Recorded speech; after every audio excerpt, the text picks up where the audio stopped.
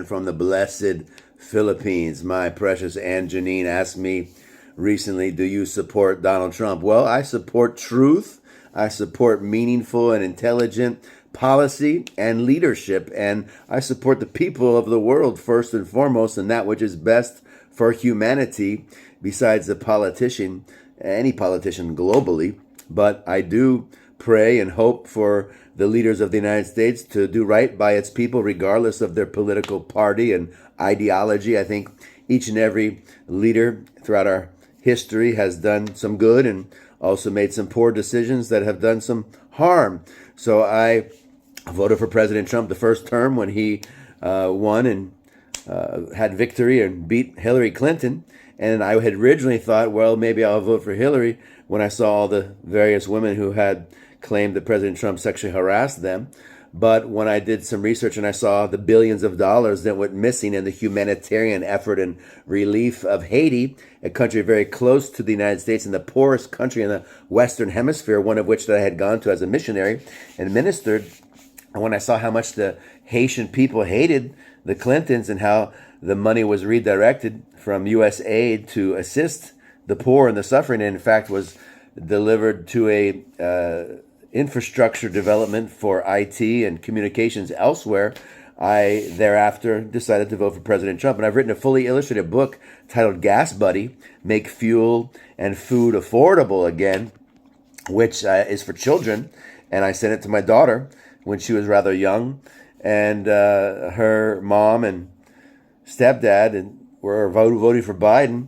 And thereafter, they had the dog was fed my book because they were against Trump and thought that was propaganda and misinformation. But ironically, the second term, they changed and voted for President Trump the second go-around. So even that book and history and time proved the wise policies of President Trump were better off for the country than President Biden's policies. So economics is not emotional. It's not necessarily easy to understand. It's like a chess game. There has to be some forethought and some premeditation and reflection as to how the decision-making process occurs and how economics will align thereafter. There's a lot of corruption in government on both sides and personal money-making. And I also think President Trump is actually more of a peacemaker, though he does pursue that through strength, which is oftentimes seemingly counterintuitive for those who don't like his abrasive personality or social media strength and positioning and maybe over-exertion at times. So nonetheless, I think he's done right by our country, certainly with the body of Christ and spirituality and the churches. He's given more freedom. There was an initiative passed by the Attorney General that there no longer can be an anti-Christian bias when hiring positions in the government, and that Christians can have equal opportunity, which ironically there was some reverse discrimination occurring to pursue and promote on the basis of diversity or LGBT ideology under President Biden. Though President Biden probably went to church far more than President Trump's policies is more favorable to Christianity and the body of Christ. So once again, policy, personality oftentimes differ greatly. 250 countries of the world have already privatized their postal services to keep them profitable and sustainable, though I don't necessarily care for privatization of public resources and water and the environment because the regulation is poor and oftentimes governed by business people who are not really interested in protecting the commons, as it's called. Food safety, I think, is going to take a great decline under President Trump, as will the environmental protections, because he says drill, baby, drill. Though gas prices hopefully will come down, we're still waiting for that. So if you're going to drill and frack up the environment, you darn sure better lower the gas prices while doing so and benefit the people and make the corporate greedy individuals profiting from the drilling also pay for the environmental cleanup when oil spills like BP in the Florida Gulf occur. So much to be said there. So that being said, first and foremost, I pursue truth and wise policy and moral, ethical leadership that will sustain us for generations rather than upholding the personality of one politician in any given country or specific election or presidential administration. So yes, I hope we do well and pray for the well-being of our nation under President Trump's leadership. But nonetheless, I do see some concerns with his personal investments in crypto, which could devalue the U.S. dollar. It could disrupt the U.S. economy. It could cause great upheaval and even bankrupt our country potentially. I also think all this investment in governmental subsidies and space exploration could be harmful to our economy. We claim to be trying to be more efficient and eliminate debt and excessive costs while we're simultaneously investing in Elon Musk's ventures in corporate exploration of space, though I also see the commercialization of space being vital to homeland security because we've got Russia and China becoming very involved in outer space exploration, and GPS and all this modern technology is connected there too. We've got the the Alaska, Antarctica, as well as the Northern Pole, Northern Passage, so to say, of the Canadian and Norway and all these Scandinavian countries up there in Greenland. Ice is thawing out, and now there's a new passageway. We don't necessarily need to have ships and cargo only go through the Panama Canal. We've also got oftentimes ships breaking through ice and delivering goods and new frontiers for the economy, as well as the U.S. Navy and security issues at play, as well as the Indian Ocean. Most oil now is being shipped from the Strait of Hormuz in the Middle East into Asia, the largest growing economy and continent economically and population. So there are a lot of opportunities for growth and innovation and transformation and reformation of our economies, and also a cooperation between our countries as India and the United States align. And President Trump's trying to make peace with China and see how we can do so likewise with Russia. I think President Trump will probably receive a Nobel Peace Prize for what he does there with Russia and Ukraine, though I don't necessarily agree with his approach fully and entirely as to how he's doing it and going about trying to win and make peace with Putin to try to stop the war in Ukraine. I think the country will be shortchanged to some extent and their natural resources exploited. But I think eventually Zelensky will bow and cave to that because he wants to keep peace himself and preserve his nation and people. And once again, they probably will get ripped off like the Crimea and other parts of the nation that have been stolen by Russia.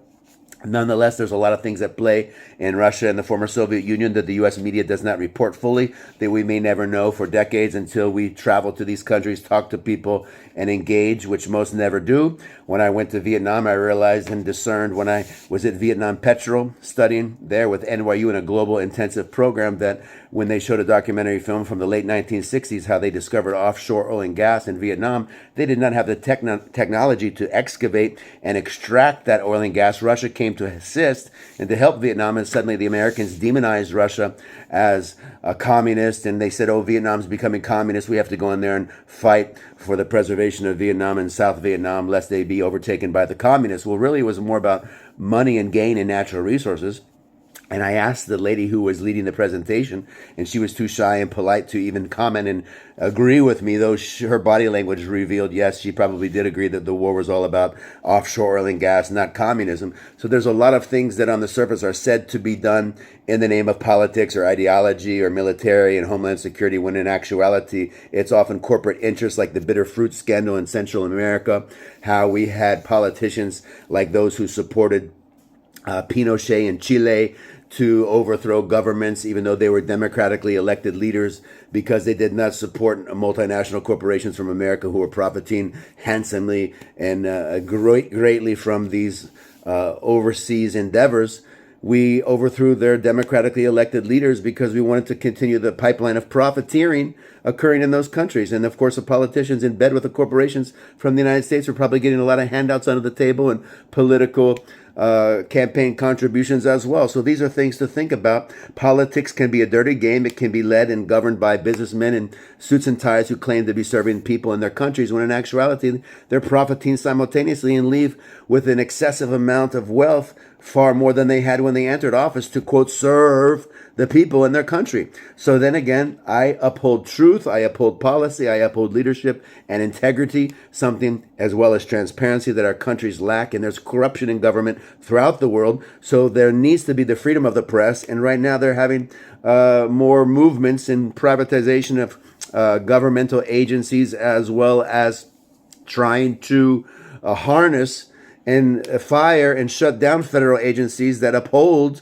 freedom of speech and trying to create laws to prevent the freedom of speech and the exercise thereof, or to fire different news networks who don't bow and agree with the narrative and that which is being spoken from the Trump administration or any other administration. So the freedom of the press is to uphold freedom of speech, keep the powerful accountable, and keep them honest, not to bow and cave and regurgitate what they say and think that it's the be-all end-all and that they're their final voice, because they're not. So I uphold the freedom of the press, journalistic integrity, and not necessarily always agreeing with those in power, but looking at the issues entirely from both sides and seeing how we can best serve the people and have accountability. I also think labor unions are vitally important for workers. If we're only a billionaire class society that are favoring and fostering and pursuing the interests of the billionaires, how do the people benefit from that? So we need to have labor unions. We need to have means of negotiation, mediation, conflict resolution, and not just cave to the billionaires in power.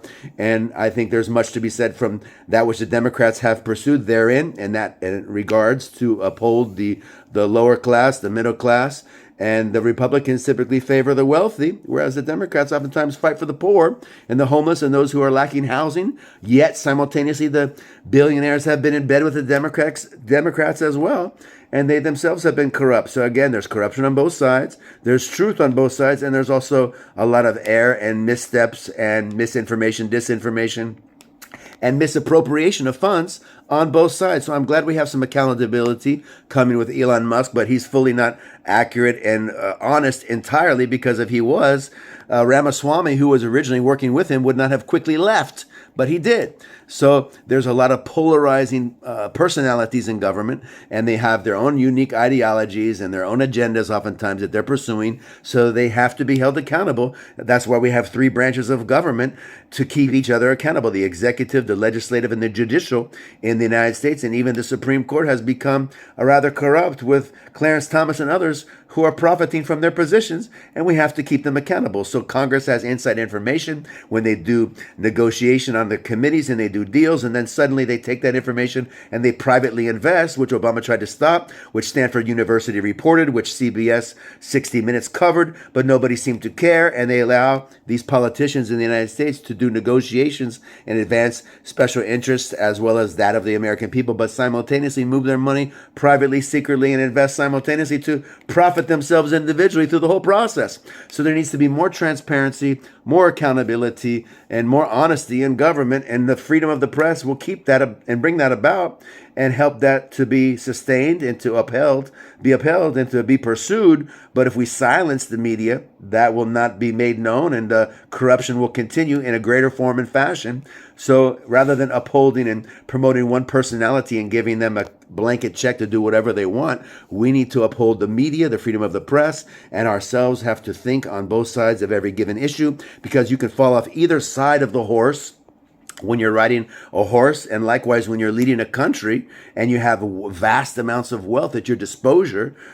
You can make mistakes, and you can get caught up in your own ego and agenda, and thereby forget to benefit and advance the interest of your country and your people who you were elected to serve. So may God keep our country humble and working and moving alongside his promises and his word, and have integrity of heart and ethics and leadership, and love and serve one another and pray for one another, and find points of agreement and commonality where we can work together and not just fight one another, because China is far more unified as a country, as is Russia, and getting things done, working together, than fighting one another. So even though we don't always agree, we still need to find ways to work together, love one another, pray for one another, and not be so antagonistic towards one another to prevent any advancement in infrastructure. In 3 years, China has used more concrete to build their nation than we have in 100 years. So there needs to be more infrastructure and rebuilding of America rather than tearing it down with all of our hate and disagreements in the political arena and ideological. So instead of getting caught up in minutia, we need to find ways to work together and be innovative and transformative and bring about reformation in society to improve our nation, because we're $36 trillion in debt. And if that doesn't change quickly and we don't get out of debt, we're going to be taken hostage by our creditors, which are nations abroad, who we are currently borrowing from at a great rate. And that's going to bankrupt our nation and put us in a great position of harm and manipulation by others. So there needs to be some wise decisions in leadership, and I think that's what's happening right now. It may be painful, but nonetheless it's necessary. So brace yourself for change. It's on the way. Common sense is coming. Some may not like it, but nonetheless it's needful, it's necessary, and here we go. God bless America and preserve the United States, and help us to get it right and get our roots and anchors back in the founding fathers' principles of moral leadership and godly governance, and lift us back to where we belong.